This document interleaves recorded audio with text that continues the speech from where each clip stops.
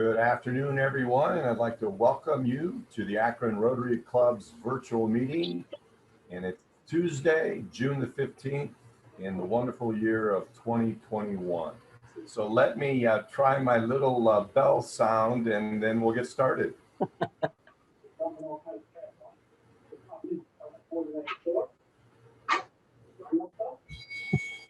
All right. So Katie Miller will be leading us in our invocation. Whether you would like me to or not, here we go. Let me pull this up here. So I was really inspired by seeing the work that our Rotarians did this past Saturday, working to beautify 5 homes in the Middlebury neighborhood of Akron. And while 5 homes in an area that needs so much may not seem like a lot, it reminded me of this one story. Excuse me. One day, a man was walking along the beach when he noticed a boy picking something up and gently throwing it into the ocean. Approaching the boy, he asked, "What are you doing?" The boy replied, "Throwing starfish back into the ocean. The surf is up and the tide is going out. If I don't throw them back, they'll die." "Son," the man said, "don't you realize there are miles and miles of beach and hundreds of starfish? You can't make a difference." After listening politely, the boy bent down, picked up another starfish, and threw it back into the surf.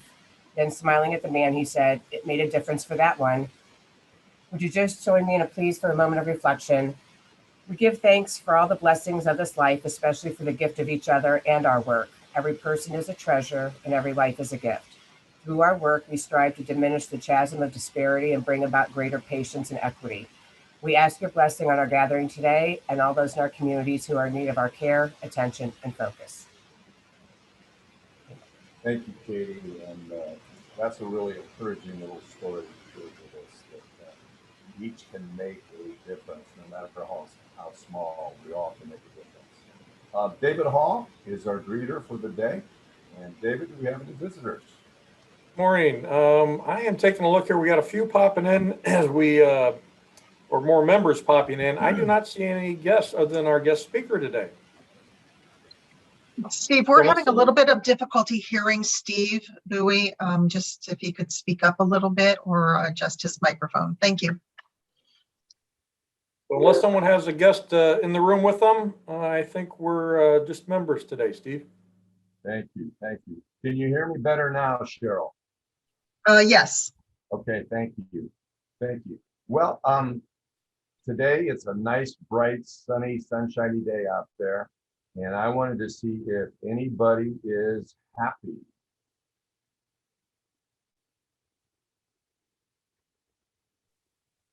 David Hall. David. So I have $5 happy. First, I'd like to say thank you to people like Katie Miller, and I know Sandy Narragon has stepped up to do some invocations and some greetings, and always Connor, and I think Lorraine has helped as well. So I appreciate those people doing that. I am also in need, though, of some more invocators and greeters over the next 2-3 months. And the list is out on Club Runner. If you have any issues with it and you just rather call me, I'd be happy to help you get signed up as well.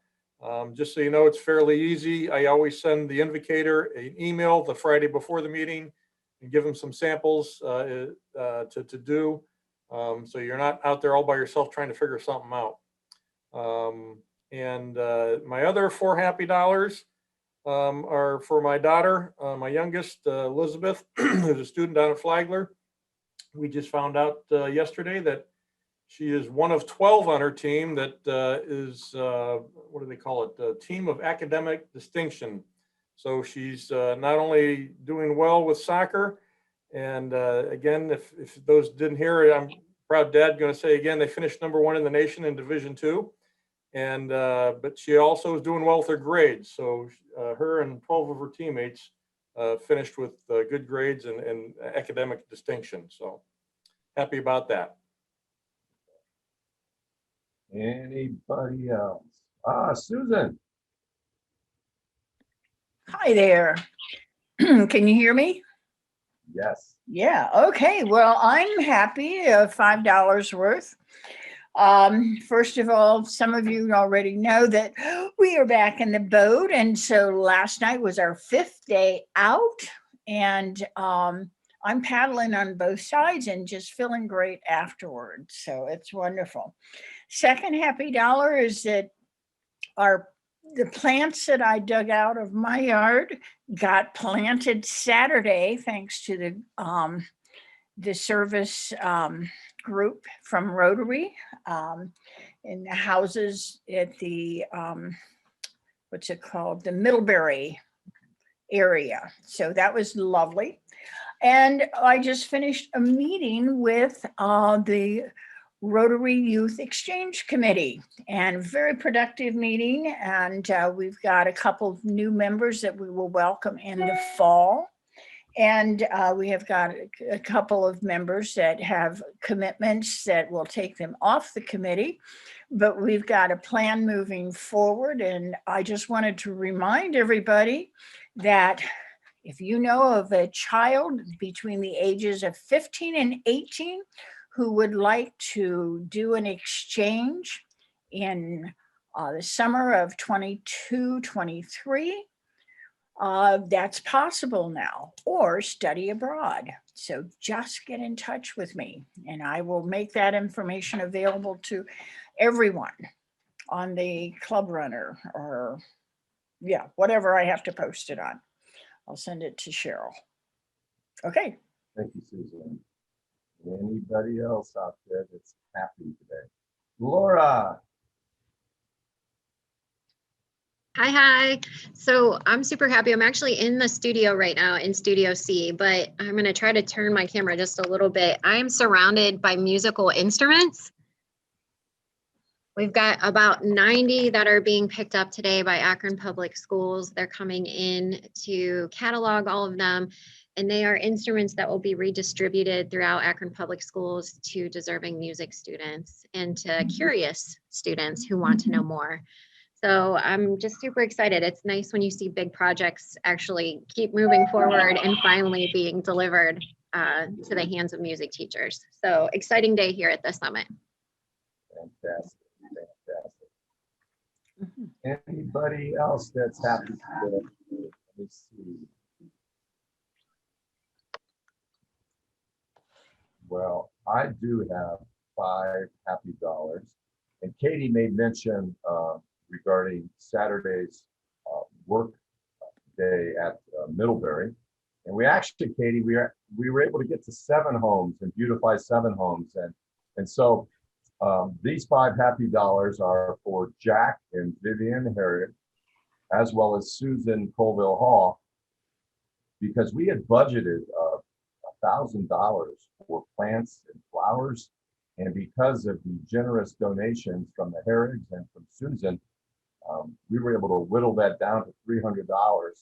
And I got to tell you, the properties came out magnificent. And so it was a lot of fun. We had 15 people show up, and we were able to get a lot done in 3 hours. And so kudos to the Akron Rotary Club for a stalwart day of service in Middlebury. So anyone else before we go?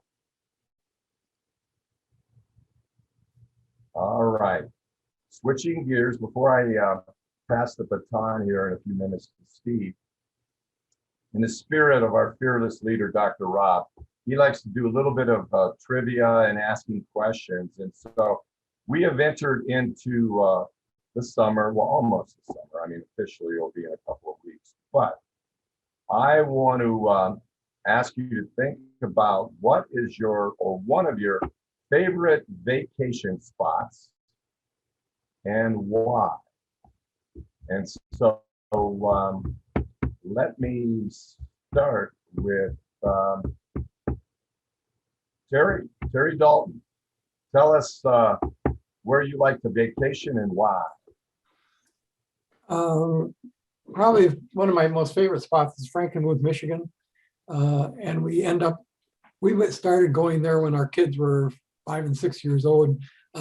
Again, I served in Germany for almost 3 years in the military. So going up to Frankenmuth with all the the beer and the brats and everything, and Wiener Schnitzel. It's just a good time. And there's the Christmas Wonderland that's open 364 days out of the year, where any type of Christmas gift you want to get, it's a great place to go. It's nice and relaxing, good food. So, and it's a convenient, about 4-hour drive to go up there. So. Thank you. Thank you. Lorraine, how about for you? I'll say Conway, South Carolina. That's where my dad and stepmom live. So we like to go down there to visit and then get to Myrtle Beach and go to the beaches. But we only get to see them a few times out of the year. So it's always nice to go down there and visit. Thank you. Thank you. Judge Michael.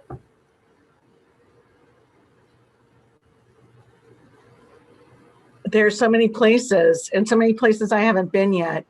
But I was married, my daughter's dad, I was married to a British man. So I spent my summers in Europe for years. And my aunt lives outside of London in Kent, which is 45 minutes outside the city. And that's where the exchange of my daughter took place. So for the first 10 days or so, she was with me, and we would be in France because I love Paris. And then I began to love Nice, and it's a short, it's a 2.5-hour train ride between London and Paris, and about a 2-hour plane ride between Nice and London. So once you get over the Atlantic, it's so easy to move around and take a cheap flight on Ryanair, one of those budget airlines, and then just head to wherever you want to explore next. So I would say that one of my favorite places to go is Nice, because it has all of the aesthetic sensibility of Paris, but it's about the size of Akron, the city, and it's on the Mediterranean, and it's the most unusual beach I've ever been to, because instead of sand, it looks like lava rocks that are smooth. It's like they're like river rocks that are all over the beach, and I've never seen anything like it. But that's what makes the sea there it looks aqua in color. So yeah, it's amazing. You need water shoes though to walk on them because it gets pretty hot. But anyway, it's amazing. It's an amazing place. Sounds wonderful. Zach Prosser, where do you like to go on vacation? So that would be New Orleans to see family, probably be one of our top places. Of course, this year seems to be Disney, but normally it's New Orleans. So how's the food down there? I miss it. I need a crawfish boil in my life. There you go.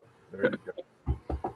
Let's see who else here. Morgan, where do you like to go on vacation and why?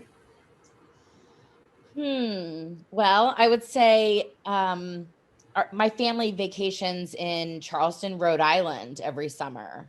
So this summer we're going for 2 weeks in July.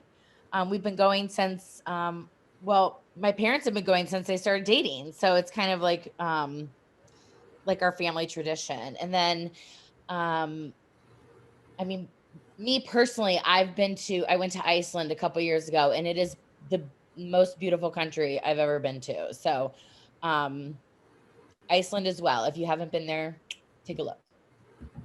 Okay, Michael Shearer, we're going to let you bring us home on this. Where do you and your family like to vacation? Any national park does not have cell service in it, but Glacier National Park in particular, out in Montana. And I second the notion on Iceland. We did a stop over there for 2 days on our way to Europe 2 years ago, and I wish we'd stayed for a week. It was spectacular. It's like being on a different planet at times in places, but kind of like Yellowstone if you've ever been out there, but it's a cool place. That is awesome. We have such an eclectic group here, and I love hearing about France and Iceland and Rhode Island and New Orleans. That's fabulous. Hey, I did neglect to ask if we had any Rotary ambassadors this last week. Anybody? Okay. Well, I would like to take the opportunity to introduce today's speaker. Steve Millard has been providing leadership for the Akron Chamber of Commerce. I think it's 3 years now, isn't it, Steve? Yep, just 3 years now. Okay. And he saw the light as he came from Cleveland toward Akron. And we're glad that he did see the light. And Steve, as you come and you share with us one requirement, where do you and your family like to vacation and why? So thanks, Steve, for that. I appreciate it. I was thinking about that as you guys were talking about it. It's not very exotic, but my memories of childhood vacations. My parents bought a little house in Stone Harbor, New Jersey when I was a kid, and went in with my uncle, and we got to use it when we weren't renting it out for everybody else who had to pay the mortgage for it. But my version of the shore is South Jersey, Stone Harbor, on that little beach. So it's a great place with lots of memories for me. Wonderful. Well, come and share with us. We're all ears. We want to hear about how Akron is continuing to step up. Thanks, Steve. I appreciate that. I appreciate the invitation today. Love speaking with Rotary. You guys are all about service and leading and giving back to our community. And so I was really excited to get the invitation from Katie and from Julie to sort of come today and talk with you a little bit. And it comes at a great time for us too. Not only do I feel like we're beginning to reemerge from all the difficulties of the last 15, 16 months, but also as the chamber, we are going through a little bit of a review of our own plan as we go forward. As you said, Steve, my first day of the chamber was, I think it was like May 31st or May 30th, like that, about 3 years ago. So I've just passed the 3-year mark. And not the 3 years I thought we were going to have based on everything that we've all dealt with, but I think a good 3 years. We've done a little bit of, when I first got here, some temperature taking, then we did some organizational renovation. We did some strategy building at least for a blueprint for the chamber. We built some new partnerships, threw in a little pandemic response. And then we're sort of at the point now where we're coming out of that and focusing on what's next to rekindle development and opportunity for everyone in the region. The chamber, many of you know this, is a membership organization, much like Rotary. So we're really designed to drive the mutual self-enlightened interest of our members, which are primarily employers in the private sector. But we also have lots of nonprofit members. We have a lot of the key institutions in town. And because our community is so well connected, really a lot of our employers and key leaders are part of the chamber and part of the work that we're doing. And that really benefits us as an organization. Our goal in Greater Akron, I think, is to have everyone at the table for the work that we're doing to drive the growth of employment and investment in the region. And Steve, your mention of my time in Cleveland, loved Cleveland, loved the work that we did up there. Great reach and great opportunities. But what I'm really finding and what I've found over the last 3 years here in Akron is that the connection and the collaboration between the organizations here, the people here, they say when you compare Cleveland to New York, it's like the people are so much nicer. When you compare Cleveland to Akron, I think you go a step further where people are even that much more familiar and I think more connected because, it's a smaller community where I think we have the ability to connect with each other in a very direct way. But we're big enough as a region to make an impact on the region, to drive an economy, to have the kind of amenities that we need, to attract people, and to really be a great place to live. So I think it's been a really great connecting point and opportunity for me over the last 3 years to work in a community that I think can really get some neat things done by working more closely together. One of the things that we did soon after my arrival, and it was started by the county executive, and then Shapiro, Mayor Horrigan, Christine, Mayor at the GAR Foundation, and a number of other players, including the chamber, to think about how do we collaborate more effectively in our region to drive economic development.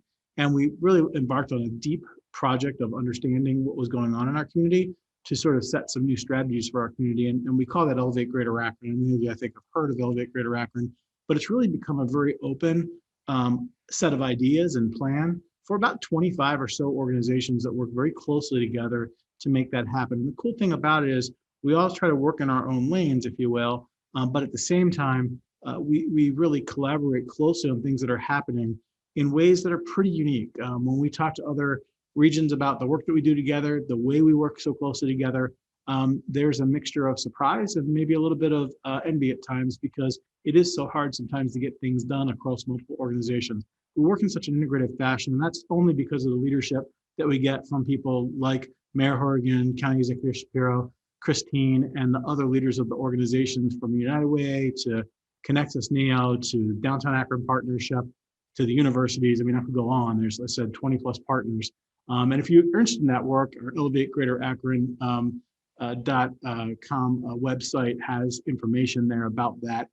But it really has been a good opportunity. We work in 4 or 5 different areas: downtown development, looking at opportunity, especially for our Black community, looking at the growth of our small and mid-sized businesses and our businesses in general, and thinking about what's next for the region. We're also beginning to focus in on a workforce strategy for the region as part of that work. So that's been a great, I think, opportunity for us all to connect the dots and work closely together. And as we think about what we have ahead for our community coming out of COVID with recovery and the amount of resources that I think are going to be flowing into our community, that like-mindedness about what has to happen is super important. Each of our partners have their own constituencies that they have to deal with, but part of our job as a chamber, the role that we play there, is to connect the dots, catalyze some of the activity, and make sure that we're really doing a good job convening and collaborating around the issues that are super important to our community. I think about the way COVID has impacted that. And I don't want to go real deep on COVID, but you can't really talk about what's going on in our region without at least mentioning it. But it did help us in interesting ways to galvanize relationships, to trust and rely on each other in some new ways, and to think collaboratively about how to solve things that, frankly, we've never seen before, right? Nobody has really gone through this and had to sort of deal with the kinds of speed and decision-making and issues that companies, employers, employees, residents in general had. And so having that collaboration in place before the pandemic and then being able to really energize it, literally within days of the state shutdown, we were working together to create a source of information and a source of resources for the community. We worked with those partners to do things like stand up new resources for helping our small businesses, creating a grant program that provided more than $13 million in very small grants to more than 3,000 small businesses, half of which were disadvantaged in some way. Doing things like prioritizing efforts around and working with our arts community and nonprofit community, or with our social services community, to really figure out where resources are needed, down to figuring out where the heck we're going to get some PPE for our health systems, or some devices to sanitize things in the short term. So there was so much that went on there that really built, I think, the kind, I think you work best and you build the relationships best when you work together on things. And nothing better than maybe, and I say better, maybe that's the wrong word to use, but the pressure cooker of COVID did a lot to push us to working in ways that we didn't know were possible. The trick now is to continue those relationships and continue that kind of trust and that work together past pandemic, past crisis, in a way where we institutionalize that for the good of our community. So I think about what's ahead for us. I was on a call this morning with folks from Jobs Ohio and Team Neo, talking with some of those partners I was just referring to about the $250 million or so that's going to come directly from the federal government to our communities here. And then the additional, $12 billion that's going to be going to the state for impact. And how we use those resources is a big area of focus and discussion for us right now. It's not our call, right? We get to sort of try to influence and advocate where those resources go. But as the mayor and the county executive and all of our other municipalities think about these things, there are some big opportunities that can be catalytic for us as we move forward. We think about what can we do in our community around some of these things, and I'll talk about those in a second. But I think, as we think about prioritizing those, you think about the last 15 to 16 months that we've had. One of the contextual things for both the work of the chamber and the work of our community is that we're all thinking about a lot of things differently, right? So the nature of the way we gather, right? I don't know that there's been virtual Rotary meetings before, right? The last year. So you guys all had a chance to reinvent how you bring people together, because community is such a big part of what you do. The choices that we all make about how hard we work and where we work, right? You think about the fact that we had a situation where 33 million people in our country got diagnosed with an illness that nobody had seen before. 6 million of those people had really severe cases, right? Where they probably thought at some point or another, I might be one of these folks that could die. 600,000 people died in the United States, right? There's not a person that I know that doesn't know somebody with a story or has been touched by that. And that changes the way you think. I was talking to an entrepreneur the other day who just finished the sale of his company. And he said, we were actually at my son's graduation party from high school. And he talked about the fact of what he's going to do next. And he said, I had a friend of mine died from COVID. Another friend just diagnosed with cancer. And I just decided it was time to do some different things. I want to do some different kind of work. And I think many people are making those decisions. 25% of the people out in the workforce right now say that they're going to be looking for a different kind of opportunity over the next year. Many people got to see what their companies, what their leaders, what their work really thought about them as they went through this, based on the way that they were treated in that, or the way they evaluated their own sense of worth. So those are decisions people will be making that shift. And so that's a context that your organization, our regions wants to think about as we think about the choices that people are making. Where we spend our time and how it fits with our goals, how we attract and keep talent, the commitments that we see people make. One of the McKinsey pieces of data that came out of the pandemic was that 75% of consumers tried a new brand during the pandemic because the brand they were currently using couldn't deliver to them, didn't meet their needs or whatever. 85% of folks are going to keep using that brand. So think about the kinds of new experiences people have had and how that affects the way we ought to think about delivering. And so I think in our annual meeting that we had a few weeks ago, we had Brian Solis, who is the Global Innovation Evangelist for Salesforce, and a futurist who's been around for a long time, talking about trends and things. And he said, the goal isn't to go back to normal. The goal is to do the things you need to do in your business going forward that are going to make you successful. And so you think about the pandemic as a reason to drive change, as an excuse not to do the things you already knew you shouldn't be doing, a breaking point for a shift in the way you focus your attention, a turning point for your own professional and personal development. I think if we don't utilize it for those purposes in our organizations, in the way we do work, we're missing an opportunity in the way we lead. And so I think for all of us, it's a great point to sort of reflect on that. From an economic development standpoint, the last 15, 16 months highlighted some things for us that I think we want to build on as we go forward. One, I am sure you all know at least one person or the family of one person between the age of, let's call it 21 and 41, who left wherever they were to come back to Akron to work from home because they could do it, because they could be closer to family, because they didn't have to be someplace physically. A lot of people I know did that when they were in New York or LA or Chicago. And so those are people, like the people who tried a new brand and want to keep it, that I want to keep in Akron, right? Those are people that we want to find ways to maintain that quality of life for them and that opportunity here. And we got a chance to show ourselves in a different way. So we're thinking about the quality of place that we have here, and it is truly extraordinary. Whether you're in Cleveland or Akron, one of the things that I sort of observed, because I came from the Philly area, as I said, South Jersey was an area I was familiar with. If you are not from here, you're probably a bigger advocate than if you are from here, right? Many people from here have a bit of a sort of inferiority complex about how great this place is. And when you think about places to live across the country, this is a phenomenal place to live in terms of cost of living, the amenities that we have, the ease with which we can move around. So we got a chance in the pandemic to show ourselves to people again in that way. So we want to keep them there.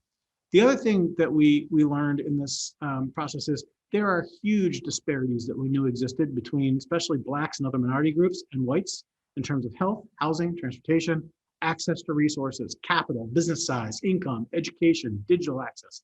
All those things showed up in more significant ways with the stress of the pandemic. We knew they were there. They were exacerbated in this process. So addressing these disparities is going to be really more important for an effective recovery. And we all have a part to play in that. Leadership connectivity, collaboration, and aligned objectives is how we all survived through the pandemic and how we're going to thrive going forward. So making sure we continue to do that is super important. So what are our CEOs thinking about right now, whether they're nationally or locally? What's on their mind as we come out of this, and the kinds of things that we need to begin to address in our role, sort of as a resource for the business community? One is there is huge growth and opportunity that's been driven by the ebb of the virus and by the resumption of more regular activities and the pent-up demand that exists. Think about the first meal out you had coming out of it, wherever you were in the process, right? I mean, it was something you looked forward to. the first vacation that you had, the first time you got together with friends. I mean, those are big deals, and those all create opportunities for companies. But maintaining those new customers they picked up or winning back those they lost is on their mind right now. There's going to be a lot of acquisitions and expansions, I think, over the next year or so, especially because companies have been able to accelerate what they've done digitally and virtually in ways they hadn't even imagined that they could do. And so you're going to see lots of new products coming out of that and new opportunities coming from companies in that space. In the talent space, some have to fill gaps and holes that the pandemic created and win workers back, people that they lost because of a childcare issue or a illness issue or a fear issue, right? But also, I think workplaces are going to be required to provide new kinds of flexibility to workers and have to think differently about how they sort of deal with the needs of their workers. And they're thinking about that right now as well. A lot of leveraging of new technology, I said, to launch new products. Cybersecurity is, of course, something on my mind. 80% of companies are going to invest more in that over the next year. I think about 40 or 50%, more than 10% increases in investment in that space. So then the other thing is finally environmental, social, and governance standards. More transparency, more thinking about that, whether it be related to the environment or related to diversity, equity, and inclusion. We've come through a period of time where that's become much more at the center of what CEOs have to think about, what they have to talk about, what they have to demonstrate progress on. And so those are some of the things that our companies are thinking about as we think about the environment in the region. And finally, a changing regulatory environment, right? We have a different administration than we had before. That administration has different points of views. And so there's going to be new kinds of things that companies are going to have to contend with. And so our job is to advocate for them in that process and make sure that we have the right balance of the requirements that we need, because we need some requirements, and the kind of flexibility that's required to continue to keep commerce driving forward. So as I think about the region and then sort of what some of the biggest things we're putting our hands around very locally here. First, what is our downtown going to look like as we go forward? We're in a very unique place, right, where our downtown had already been stymied a bit by a reconstruction that we did on Main Street, sort of a once in a generation or once in a lifetime really change for infrastructure in our downtown. I mean, we dug up all the sidewalks, we changed all the infrastructure. It took a long time, and that hurt some of the businesses along the way. We tried to do a lot to help them, and we lost a few in that process. But then you drop COVID on top of that, and you suck out all the employees from downtown and send them home for 6 months to a year, depending on the company. And all of a sudden, when you're walking downtown, I had a company that we were sort of courting to sort of come downtown as a retailer. He was here a couple of weeks ago, and we were standing on the corner of Main Street and I think it was University. And he looked around and he said, well, "Where are the people?" And he had a point, right? There's no way to hide the fact there was nobody on the sidewalk. But the good news is that we are going to have companies, I think, begin to resume their activity downtown and bring a lot of those employees back. And so how do we rebuild our downtown? I don't believe the hype about none of these employers are going to bring their people back downtown. The surveys that we're doing are telling us you might see 5 to 10% more people who weren't remote before the pandemic being remote after. You see companies accessing talent from across the country a little bit more broadly than they were, but we don't see a wholesale vacancy downtown. We see offices being used differently, but we see actually pretty good demand right now. I mean, there's only 1 or 2 properties for sale downtown right now. A lot of the leasing has started to pick up. So people are anticipating some changes, and we're starting to see some more of that activity come back, which is great. So we got to deal with people coming back. We have to deal with our revitalization of some of our businesses that we lost, especially in the restaurant space. If you've been in a restaurant anywhere lately, you've probably been prepared for long queue lines, right? Downtown for lunch, there are a couple of restaurants who can't open because they don't have the workers that they need right now. I think we'll start to see some relief on that as pandemic unemployment assistance begins to come off. That has had an impact. It's not the only impact. There are transportation and childcare issues as well that are affecting people, and just people's willingness to do the same kind of work that they used to do. But I think we're going to see a resurgence of that.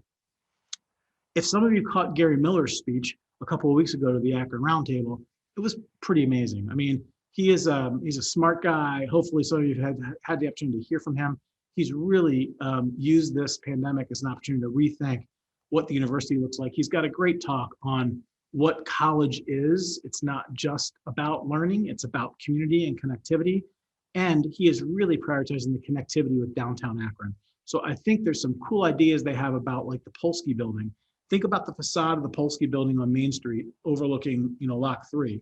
What if that facade was full of studios and people doing arts work and dance and broadcasting, et cetera, and you really turn that into a connection to our downtown that made it a destination?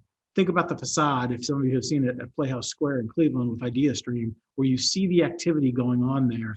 I think that's the kind of vision that Gary has, but even much beyond that, it's going to be a destination in its own right, I believe. And he's really thinking about how do we connect the university to our downtown, which again, adds to our sense of vibrancy, right? And what we have. You want downtown to be a place people get in the car and go, I'm just gonna go there. And when I get there, I'll figure out what I do. We're not there yet, but we can be there. How do we think about our strength and polymers in the region? We're working heavily on that right now. The companies, the assets, the opportunities. As somebody in that industry said to me recently, we spent 40 years figuring out how to make this stuff sturdy and how to last. We have to spend the next 40 figuring out how to make it go away, right? And so we think about the position of the University of Akron in that space and the leadership, the thought leadership we have there as to how we drive that. The 900 or so companies we have in our region that are around polymers, plastics, and rubber, right? How do we really drive that? So we're working on that right now. How we think about the investment in new resources coming from relief funds, plus an infrastructure bill, which we think we'll have by the end of the year, hopefully. New earmarks that have come back now, and maybe another jobs plan around recovery. $600-700 million maybe of investment in our region that we have to use correctly. We'll never see that kind of investment again. So how do we take advantage of that is deeply on our mind right now. Broadband and high-speed internet connectivity. The digital divide is real. There's a 35% gap between people making above $75,000 a year and those making below $20,000 a year in terms of digital connectivity and access to high-speed connectivity. We saw how important that was for education, for working, for those kinds of things. For me, as a pretty privileged white guy, one of my issues was as my work and my Zoom meetings were trying to happen, I was trying to figure out how to make sure my kid wasn't on his gaming machine, right, to eat up my capacity at my house, right? So that's something that, played out in my household, but in other households it didn't have nearly the level of connectivity that I had. It was even worse. You couldn't do the basic stuff like, go to school remotely because you didn't have access in your home. So how do we make sure that happens? That's a huge area of opportunity for us. You look at what Fair Lawn Gig has done for the city of Fair Lawn and the attraction of companies there. It is well paid for itself. And you see lots of other communities like Cleveland and others going there. There are people who don't want to see that happen, who have sort of things to lose if more public broadband happens. But I think there's a great public-private partnership that can happen here. A core level of connectivity from the public sector, and then the private sector building on top of that to get out to as many people as possible. So how do we do that in our region to change the way our region looks versus other regions of the country? So that's another big thing that's on our mind right now. Akron Public Schools, for those of you who are aware, has done an unbelievable job with the college and career academies. This last year, every student who graduated with not only a certification and a skill, but also they very much focused on if they were going to enroll, enlist, or be employed. How do we continue that focus? More than 600 corporate partners to Akron Public Schools to connect real life work stuff to the education that's happening there to better prepare our students. We have a new CEO in the Akron Public Schools. We want to make sure that she gets well connected to the work that we're doing and really well connected in continue providing, I think, great opportunity for that future workforce in our community. And then obviously, how do we support our small businesses, right? More resources, more navigation, more focus, especially on our Black and women-owned businesses. We've been doing a lot there with new programs like Mortar through Bounce Innovation Fund, the Akron Resiliency Fund for capital, what we're doing with our new CDFI for the Development Fund of the Western Reserve. There's this big new SBA Navigator grant, which is really focused on how we help guide small businesses to help and success. Rubber City Match, the Great Streets work we're doing. More benefits and support, HR benefits and support for small businesses, and procurement relationships with larger companies. Those are all places where we have opportunity. This region is not going to attract 10 more 5,000 plus employer companies, right? It's going to be about growing our small and our mid-sized businesses to get us to where we need to be economically. And we're honing in on doing more, even more for those companies. And then finally, workforce. And I'd say it, kind of like the old workforce, right? you've got this interesting disparity that Gary talks about in his, Gary Miller from University of Akron, in his speech about this idea that maybe technology is going to reduce education down to online classes. And, we just need to do skill training because that's what we need to do. Education is about a payoff on that investment. And it's not, right? You have different levels of education, different levels of development for folks. We very much have to make sure we have people that have the skills they need to get the jobs that we are creating today and will be creating tomorrow. And that's not always college. On the flip side, there's a role for higher education to be thinking about and equipping people with what they need to do the jobs we can't even understand today, right?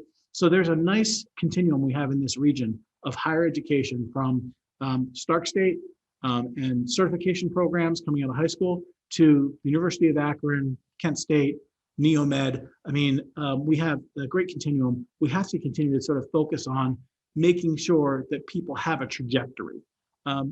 Think about living on, $13, $14, $15 an hour. Most of you don't have to worry about that, right?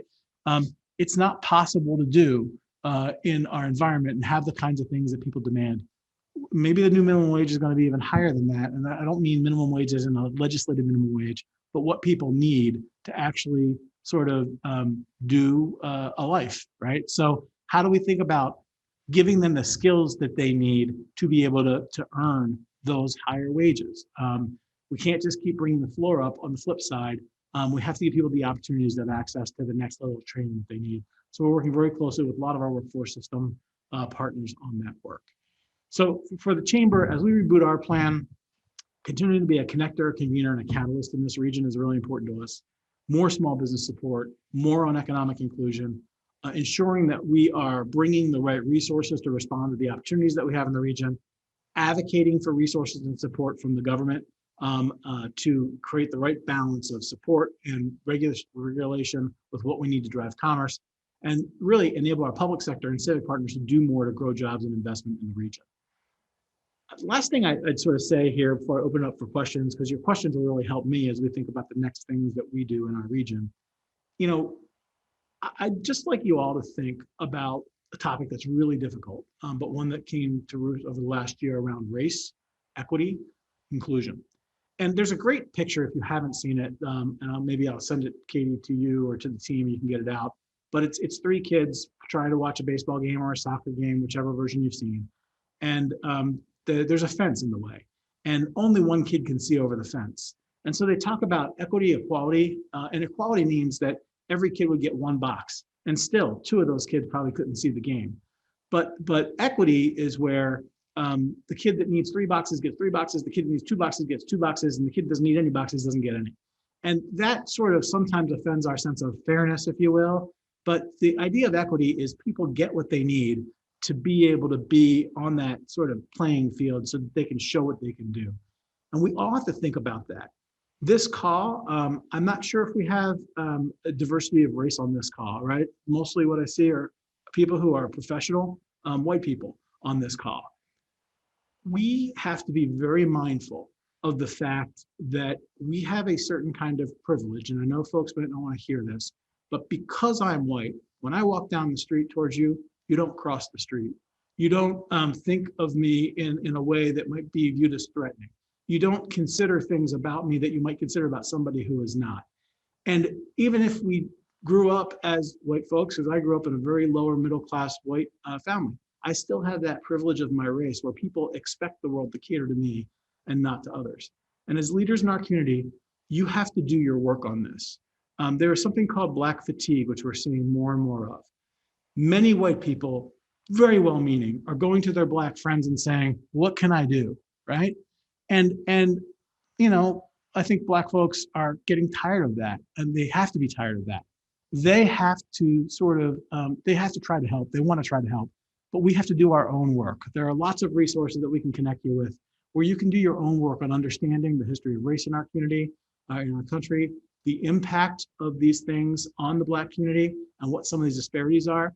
And you have to do your work on this. And I'm happy to help you. I have resources that I can share with you. We have an event happening in September where we're going to sort of dive into that a little bit more.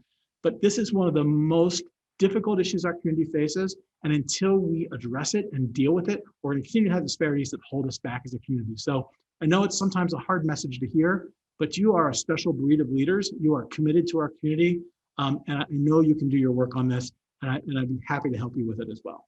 So with that, I'm going to end and take any questions that you might have or comments that you think might be helpful to us as we think about our work going forward as a chamber. Thank you, Steve. My name is David Hall. I'm going to kind of moderate the questions. I've asked people to put questions in the chat room. Do not have any at the moment. If your question's too long to put in, if you want to raise your hand, we'll try and get you a question over to Steve. So.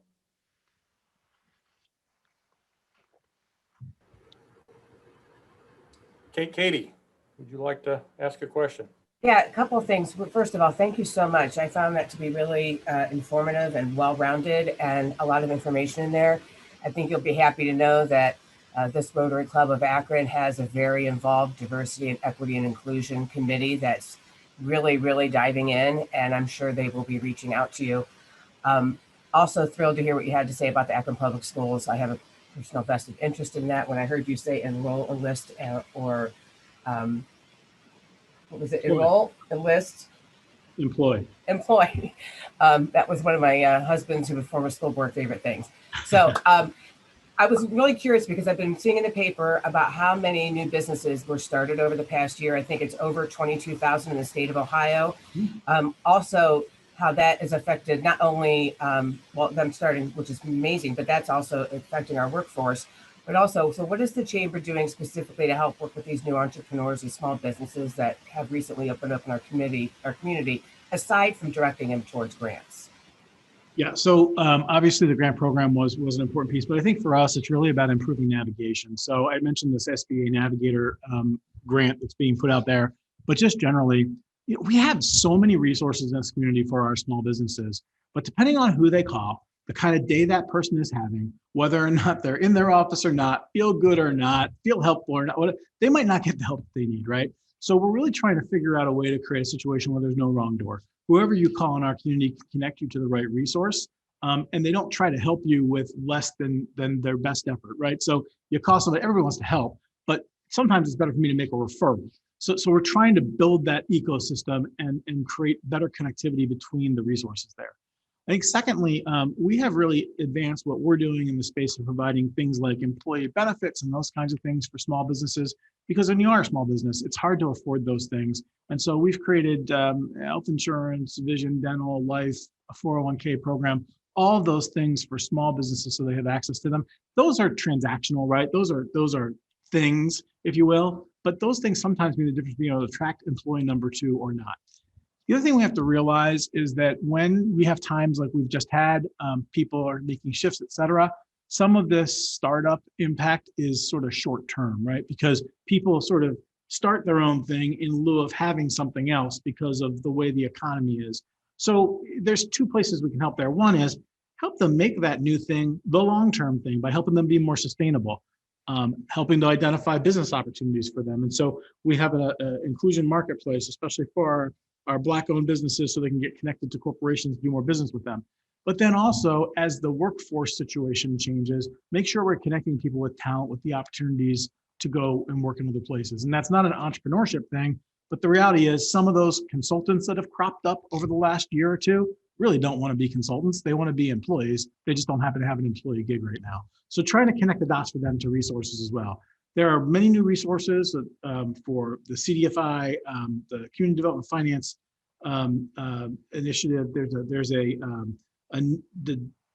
The Development Fund of the Western Reserve. I keep forgetting the name of it, but it's a new fund to make smaller dollar loans to small businesses. We've also got a program with Mortar where we're helping small businesses learn the next things they need to get their business going. So there's just so many resources that I could list out here, Katie, that I'd say reach out, get in touch. If you know small businesses that need help, our job is to get into someplace who can help them and find that resource for them in the community. Very good. Thank you, Steve. I have a question came in talking about, I think at the beginning you talked about, when you first took the job, you took a broad look at what the chamber was doing and what you might be able to do differently. Is there anything you've learned as to how the chamber's really changed from the past? Some services we may not no longer, this chamber may no longer need to provide? Yeah, I think one of the things that we looked at is, let's take economic development, for example. We had a number of different organizations working in economic development kind of on parallel paths. So literally in the same few weeks, the chamber, the city, the county could all be in talking to Gojo or to Goodyear or to even, some of our middle, steer mid-sized companies. And there wasn't a lot of coordination. In crisis, we worked really well together, but in day-to-day work, there wasn't a lot of connectivity. I think that's the biggest shift. So right now we have about 17 economic development professionals across maybe 6 or 7 entities.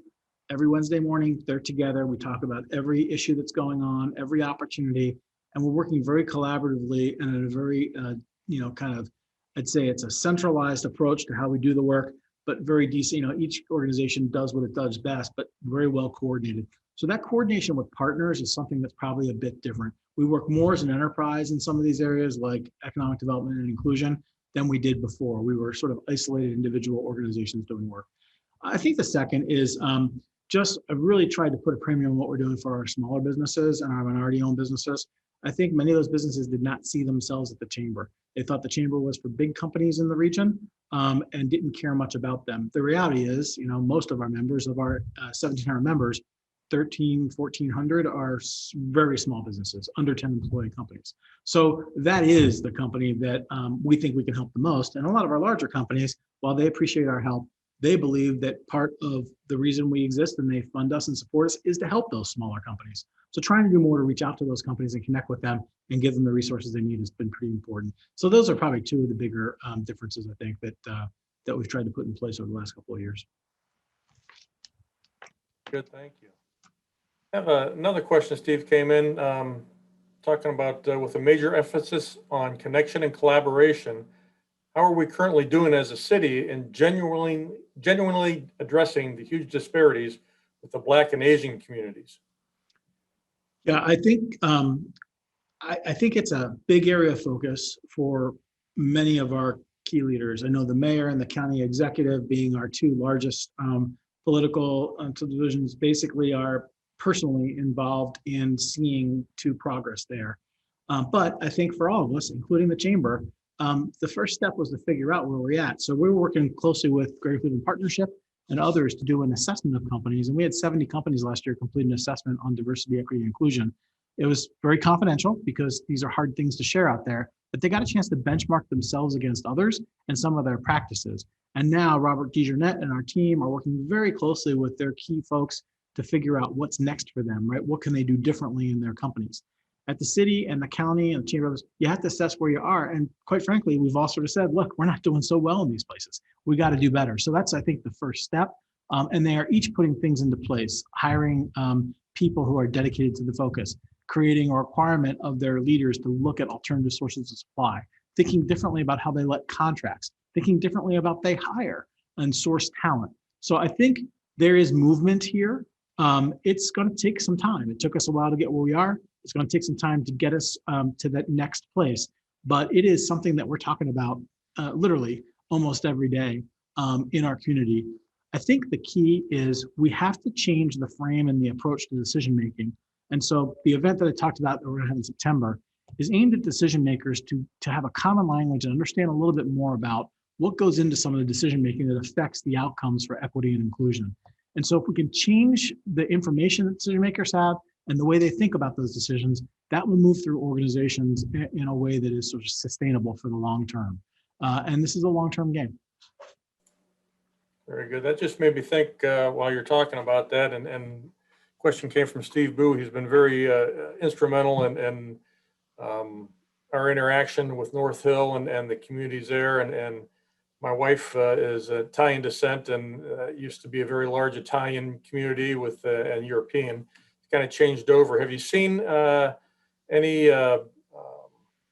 increase in your membership from the North Hill area? Yeah, a little bit. I think it's interesting when you have people on the street who are more connected to those communities. So I go back to Robert, who has worked for a long time in this community. He's got the kind of street cred and resonance with people that have them go, okay, if you're there and you're telling me this is a resource for me, maybe I can believe it and I'm going to test it for myself.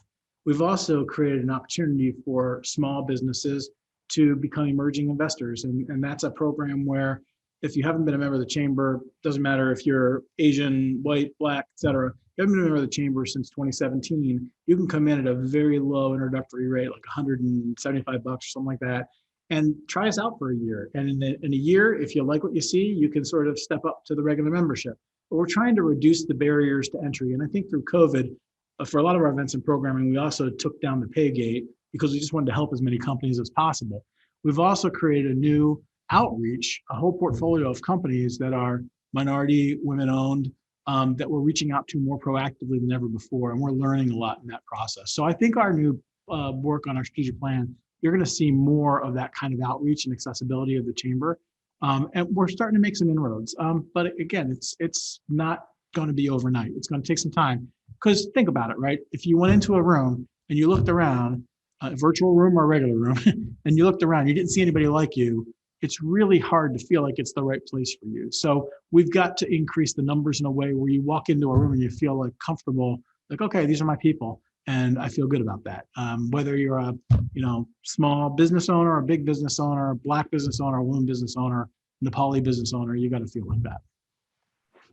Excellent. Thank you very much, Steve. At this time, I'm going to turn it back over to Steve Bowie so we can officially end our meeting. And again, Steve, if you have time to hang around for about 10 minutes afterwards, we'd love to continue maybe and chat a little bit. Awesome. Thank you all for the opportunity today. I appreciate it. And if there's anything we can do for you, please feel free to reach out. Thank you, Steve. That really was an outstanding broad brush presentation of what's going on in the city, what's going on in the area, and your core involvement, and quite encouraging. And so we're just going to ask for wisdom for you and so many of the other critical leaders with this money coming in from the government, that we can make very wise use of it, because it does appear, and you would know quite well because of all of your interactions, we have, and I agree with you, we have something special in our midst when it comes to collaboration and connection. And we've got a tremendous wealth of Black leadership in this city as well. And so as we can begin to get everybody to the table and we can begin to plan and strategize and implement, man, we've got some incredible days ahead. So thank you so much. And thank you everyone for taking the time to come out today. And let me see if I can get my little bell to end here. And then Steve is going to be sticking on for about 10 more minutes. So let's see if I can get to work.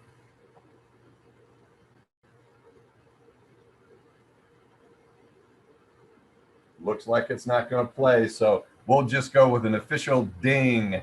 So thank you, everybody. God bless.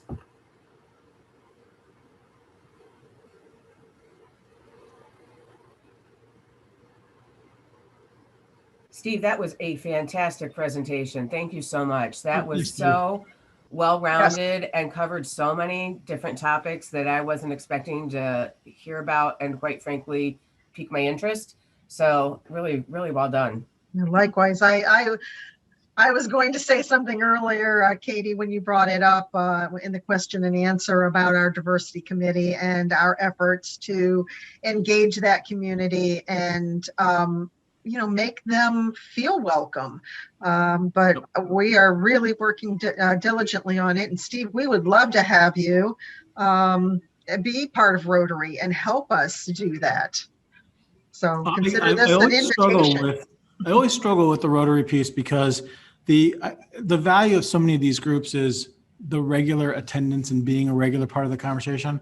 And I know that I can't commit to a weekly meeting, and so it's difficult. But I would tell you that I'm always available to help if you put up with my inability to be there on a regular basis. I want to make sure that we're a good resource to what you're doing. On the diversity, equity, and inclusion work, so that date, I asked a team member and they sent it to me. September 17th from 9 to 12, we're going to have an event with the Racial Equity Institute, which is designed for leaders, and it's called Groundwater. And some of you may have experienced it, but it's basically an overview of systemic race and how it sort of has developed in our community and in our country, and how you sort of begin to get your hands around it. That's going to be super affordable for folks. It's like $39 or something like that. And we're trying to have about 300 people in that session. I think already it looks like we're going to have a waiting list for it. So we might do a second session, but just something, if you guys are interested in partnering on that, that's not about money for us. It's about making sure people get access to this information. And the price tag is really about making sure people don't say they're coming and then don't come. So that's kind of something that we're doing on September 17th from 9 to 12. And is it virtual or live? It's virtual, actually, because we weren't sure we were ready to put 300 people in a room yet. Right. That day. So we decided to do it virtual and see what happens. Where can I get that information to include in our newsletter? And I also wanted to add that we are very flexible about our weekly meetings. So we do not obligate you to be, although we do have people like John Daly who have 54 years of perfect attendance. We do not, we are flexible.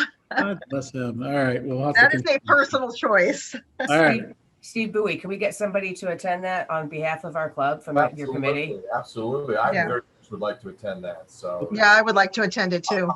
So should I send it, Katie, if I send it to you because I have your email, can you get it out to the group? Yes, if you can send it to me, I'll forward it to the appropriate people. All right. Instead of giving you 42 emails to remember. I know I have yours. So right. We've had our communication and I'll just forward it on. Thank you, Katie. My pleasure. So Steve, I have another question. Obviously, Akron used to be a powerhouse when it came to manufacturing. Yep. And I'm curious, because we went through a period with globalization leading the way, and it was kind of like the pendulum swung to one side, and now it seems to be, swinging back. What are you seeing in the realm of manufacturing? So there's work being done right now by Magnet. I don't know if you're familiar with Magnet, I'm sure you may be, but they're the Manufacturing Advocacy Growth Network. They're out of Cleveland, but they're a regional organization. They work very closely with us. They just completed what they call a manufacturing blueprint with the idea of how do we bring manufacturing back in Northeast Ohio.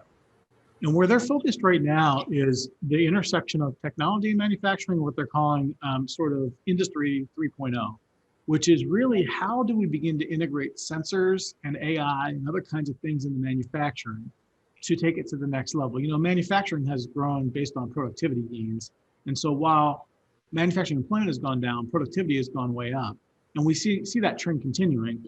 The idea, though, isn't to replace people with bots sitting next to them, or instead it's to elevate the work that people are doing and take the repetitive, difficult, physically strenuous, injury-prone sort of stuff out of the hands of humans and put it into the hands of machines that have less issues with those kinds of things.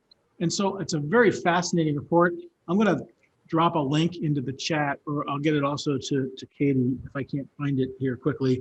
But it's a fascinating report, and I think there's great opportunity for us ahead. I think what we have the blessing in Northeast Ohio, in general in the region, of having a relatively lower wage rate than other places. And a few dollars an hour makes a difference. And people don't have a different standard of living here for that few dollars an hour difference from other places in the country. So I think that's an advantage for us. We also have transportation economies here, and especially in the polymer sector. When the cracker comes up in Southern Ohio, we're going to have like a serious cost advantage on a per ton basis for shipping, right? Everything today that we produce in polymers goes from here to the Gulf and then comes back again, right? When we can crack it here in Ohio, we're going to save a lot of money there. So that's an opportunity for us too. So I think in those areas, we see opportunity. In Northeast Ohio, we do have a lot of these sort of sensor kind of folks and also process industries that could really benefit from that. So we think there's opportunity there. A lot going on there though.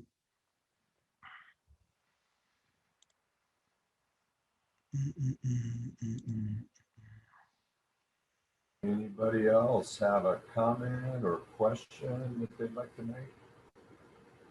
How are you doing, John? Still swimming? Those are all your swimming medals back there.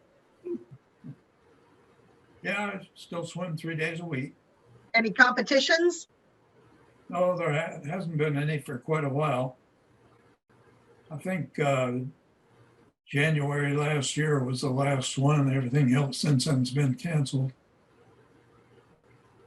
Oh, I gotta jump off because I have another phone call at 1:30, but thanks again, Steve. I appreciate it. Send me all that information in an Will do. email and I'll forward it to the appropriate people. Thank you again. All right, guys. Thanks. Hey, Steve, thanks again. I mean, Yeah, Steve, thank you. that was Yeah, a guys. fantastic presentation, and really, it was as if you took this big paintbrush and no, seriously, you You really did. you covered a ton of ground in a short period of time, and you did Effectively, yeah. very effectively. We deeply appreciate that. I appreciate that. Can I get will you make this recording available broadly, or is that something I get a recording Yes. of?